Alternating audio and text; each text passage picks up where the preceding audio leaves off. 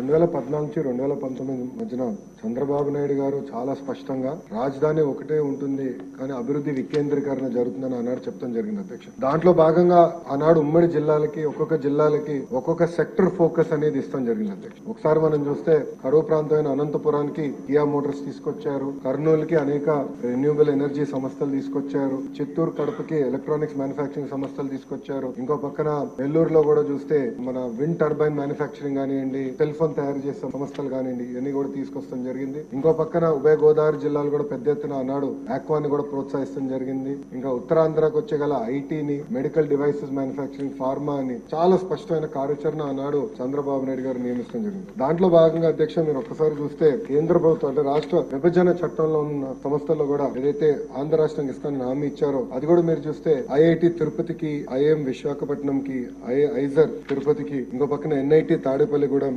IIIT Kurnool, central university Anantapur, ఇంకా central tribal university Vizianagaram జిల్లా కూడా అన్నాడు మన ప్రభుత్వం కూడా ఇష్టం జరిగింది. అంటే మీరు చూస్తే అభివృద్ధి వికేంద్రీకరణ అంటే ఇదే అధ్యక్ష. అంతేగాని 500 కోట్ల రూపాయలు ఖర్చు పెట్టి ఒక ప్యాలెస్ కట్టుకుంటాం కాదు అధ్యక్ష.